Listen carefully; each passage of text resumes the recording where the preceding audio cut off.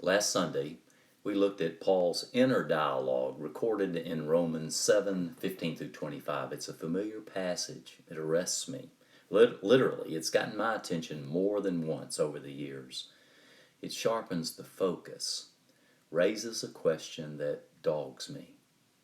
What is the difference between my Christianity, what I say I believe, and my life, what I actually do? What does being a Christian give me that being a good person committed to equality, justice, compassion does not?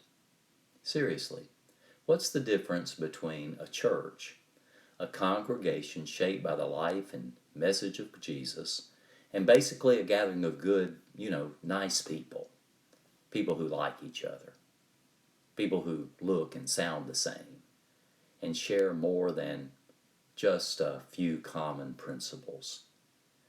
These questions merit all sorts of answers, but today I'd like you to think with me about how being a Christian can give us hope.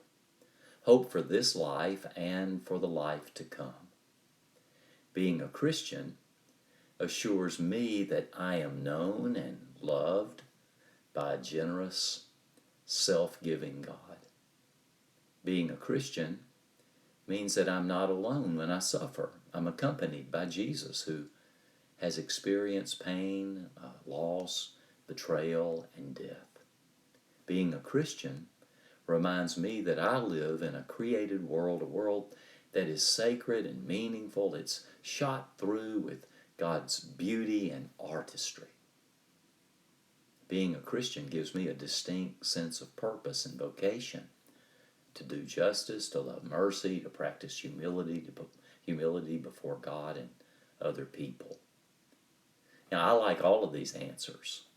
They feel real and solid and true to me.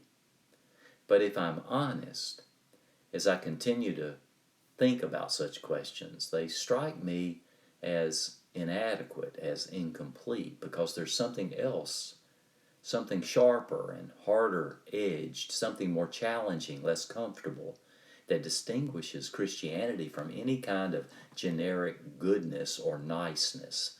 In fact, it's the very concept of niceness that an honest engagement with Christianity calls into question. What does being a Christian give me that being a good person does not? Can't I just involve myself in a worthy endeavor, join hands with a nonprofit and do good work? Well, yes, many do. And many in the church see themselves as nothing more than participating in a reputation-enhancing entity. So here's what I'm thinking about today. Maybe you will, as I read Romans 7 as a confession. I'm thinking about this inner dialogue, not just in Paul, but in me. And when I do, you know what comes to mind? My sin. Capital S, sin. As ironic as it may sound, Christianity, the person, the ministry of Jesus, liberates me with a truth that cuts before it heals. And I don't really like to talk about it, but we must. Our sin, my sin. But we keep it buried. It's become the forgotten word in our churches.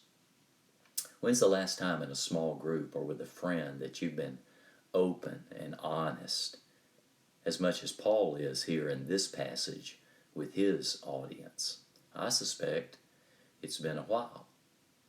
The truth is, sin is something we don't really talk about anymore, when in reality sin is a deadly, destructive force against which we're helpless and powerless. Apart from the death and resurrection of Jesus, we'd be in real trouble.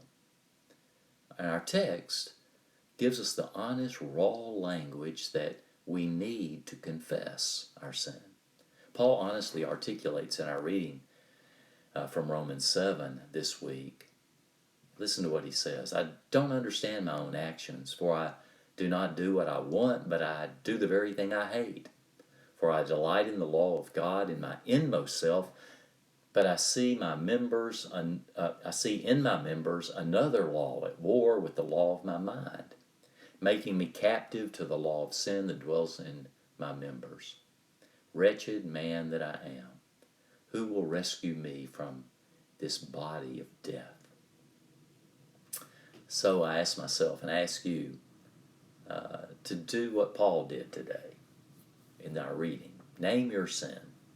Confess your struggle before God. I'm not asking you to associate it with guilt or shame or punishment or even hellfire. Rather, may your confession of sin draw you into God's arms as opposed to seeing sin as that which only jerks you away from God. Wretched man that I am, who will rescue me from this body of death? Thanks be to God through Jesus Christ our Lord. Church, we should talk more about sin. We should, so that we can talk more about salvation, about the gentleness, humility, and forgiveness of Jesus. Try that today. Stay safe, stay well, stay connected to God and one another as you are able. Blessings, my friends, we who are both sinners and saints.